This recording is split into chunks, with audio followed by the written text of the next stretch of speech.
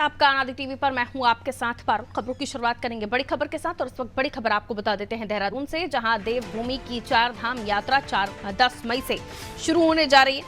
10 तारीख से देवभूमि की 4 धाम यात्रा शुरू होने जा रही है। 10 मई से रजिस्ट्रेशन के लिए श्रद्धालु मर रहे हैं। 7 दिन में 12 लाख से ज्यादा श्रद्धालुओं ने रजिस्ट्रेशन करा लिया है।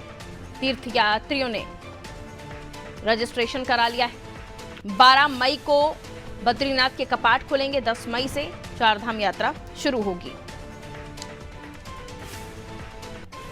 तो देखिए, तीर्थ यात्रा के लिए 4 धाम यात्रा करना, अगर आप तीर्थ यात्रा कर रहे हैं तो 4 धाम यात्रा करने के लिए अवश्य जाते ही हैं लोग। और अब ये तारीख का जो ऐलान है वो भी हो गया है, लेकिन इसके लिए जैसे ही तारीखों का ऐलान हुआ, बद्रीनाथ कपाट 12 मई से खुलेंगे और 10 मई से इसके रजिस्ट्रेशन के लिए तारीख आ गई है। 12 लाख से ज्यादा श्रद्धालुओं ने रजिस्ट्रेशन कराया है।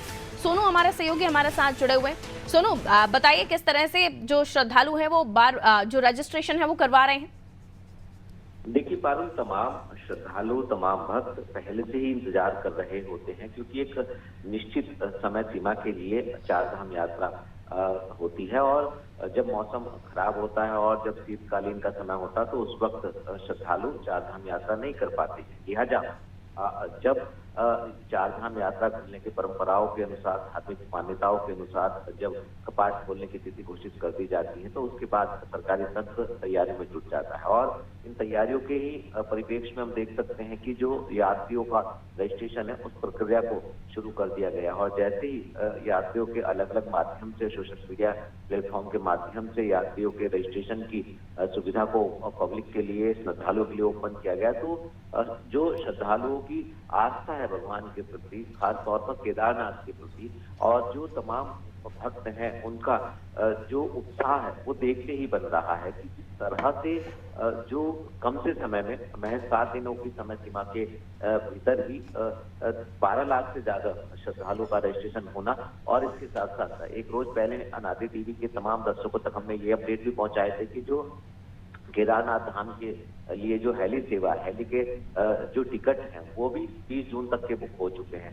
तो किस तरह का उत्साह जो है वो श्रद्धालुओं में देखा जा रहा है, जो आस्था है वो देखी जा रही है। निश्चित तौर पर कहीं ना कहीं जो श्रद्धालु हैं बेसब्री से इंतजार कर रहे होते हैं, और जैसे व्यवस्था को ओपन किया जाता है उसके बाद जो है उनका उत्साह और उनकी आस्था साफ तौर पर देखी जा सकती है। शासन, प्रशासन, सरकार के स्तर से सभी तैयारी पर अंतिम रूप दिया जा रहा है, जो कि इस वक्त अभी आचार संहिता प्रभावी है। लिहाजा सरकार नीतिगत फैसले तो नहीं ले सकती है, लेकिन जो यात्रियों से संबंधित व्यवस्थाएं हैं जो पहले से शुरू की जा चुकी है चुनावी माहौल से पहले, उनको जरूर अंतिम रूप दिया जा रहा है। निश्चित तौर पर आने वाले समय में यात्रा सुगम हो, सरल हो और सुरक्षित यात्रा हो, इस पर सरकार और सरकारी तंत्र का फोकस है।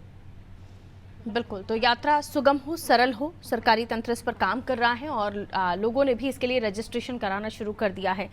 आने वाले समय पर जाहिर है जब यात्रा बेहतरीन होगी तो राज्य की भी वाहवाही होगी। सिस्टम जो तैयारियां कर रहा है उनकी तैयारियों में कोई कमी नहीं आएगी तो उसकी भी वाहवाही होगी। और राज्य को लेकर जो जाहिर है उत्तराखंड में जब 4 धाम यात्रा के लिए आते हैं तो पूरे देश दुनिया से लोग वहां पहुंचते हैं। तो देखना होगा कि आगे जो तैयारियां हैं वो किस तरह से हो रही हैं और जो लोग पहुंचेंगे उन्हें भी किसी दिक्कत का सामना ना करना पड़े। मैं लौटूंगी सोनू आपके पास अगली खबर पर आपसे जानकारी।